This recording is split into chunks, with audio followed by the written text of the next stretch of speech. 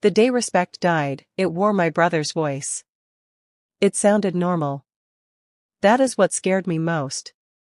My name is Clara. I live with my father Victor, my mother Grace, and my brother Leo. We share a small white house at the end of Maple Street. Every morning, father wakes up at 6. He boils water for coffee and reads the old newspaper. He always says, "Good morning, Clara," before I speak. I used to answer fast. "Good morning, Dad."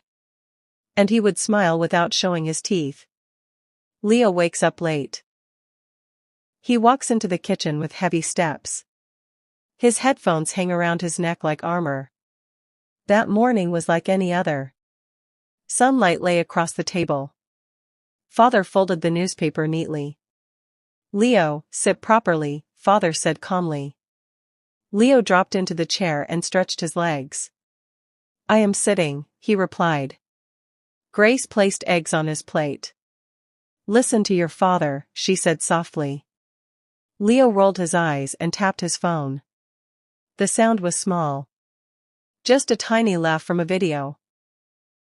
But it cut through the room. Father put down his cup. "Phone's away at the table," he said. Leo did not move. "Leo," father repeated. This time slower. The clock ticked louder than usual. "Relax, Victor," Leo said.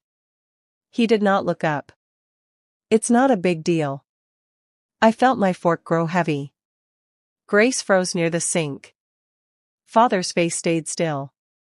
"Do not call me Victor," father said.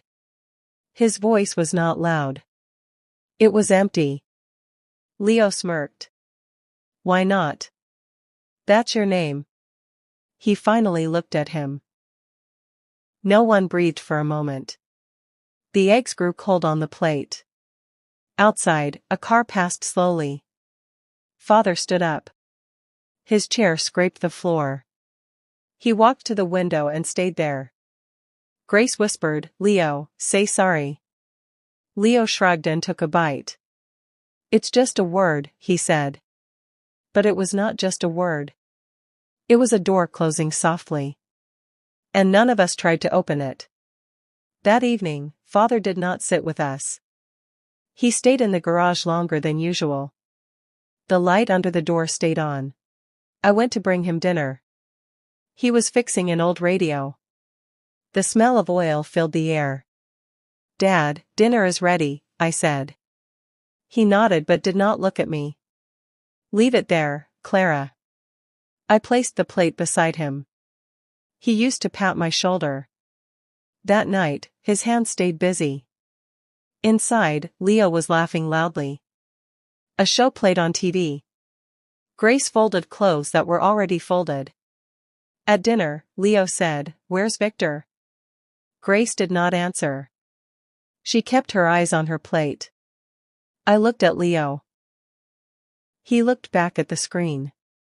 The room felt wider than before. Later that week, small things changed. Father stopped reminding Leo about homework. He stopped asking about his day. Leo stopped asking for money politely. He would just say, "I need cash." Father would place it on the table without a word. No eye contact. No advice. No warmth. One night, the power went out. The house fell into darkness. We gathered in the living room. Usually father would light candles and tell stories. He would say, "When I was your age."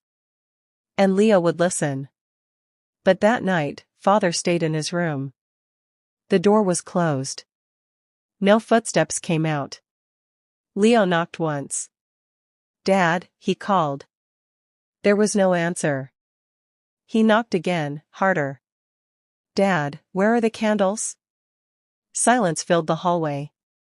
I saw something move in Leo's face. Not anger. Something smaller. Grace found candles in the kitchen drawer. We lit them ourselves. The walls looked strange in the soft light. Leo sat very still. The TV was useless. His phone battery had died. He stared at father's closed door. He did not knock again. The silence stayed. And that was the moment. Not the word Victor.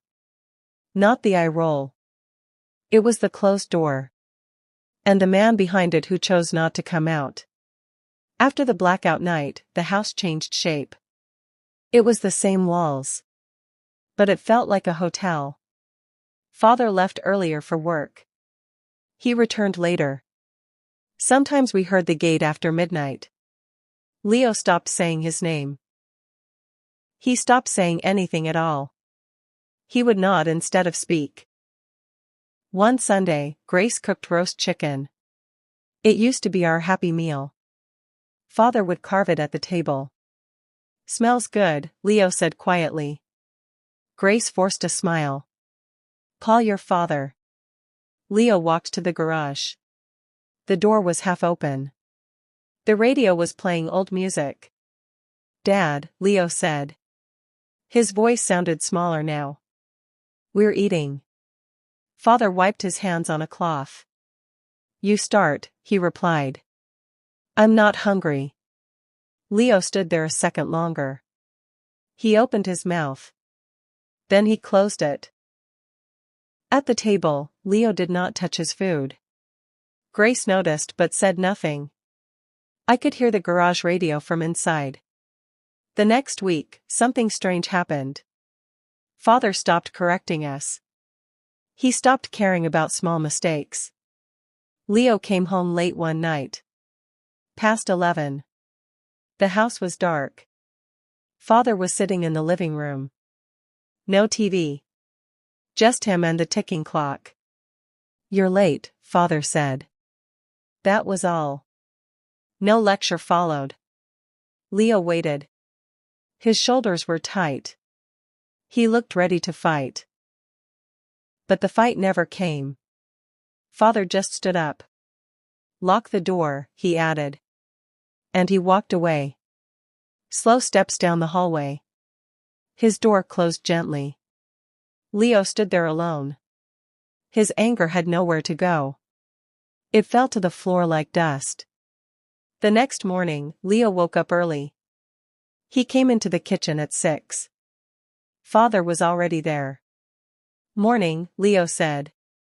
The word sounded careful. Father nodded once. Leo pulled out a chair. He sat properly this time.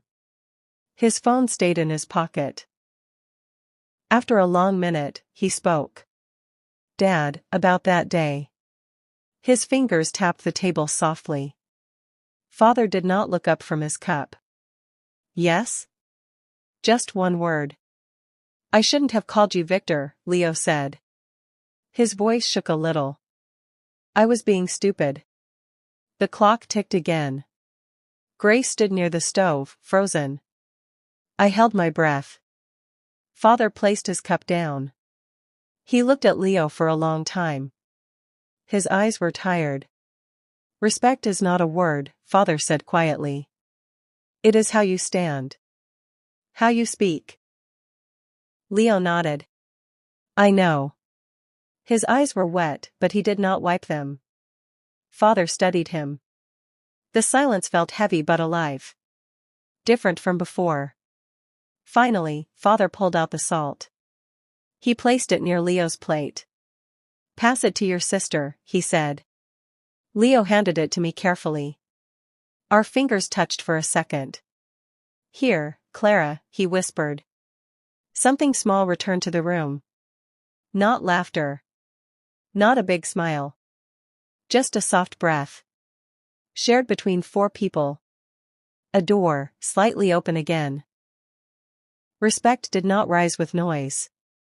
It came back in small steps. In early mornings and quiet words. I learned something that year. Homes do not break in storms. They crack in calm weather. And sometimes, if we are brave, we can bend down and pick up what we dropped.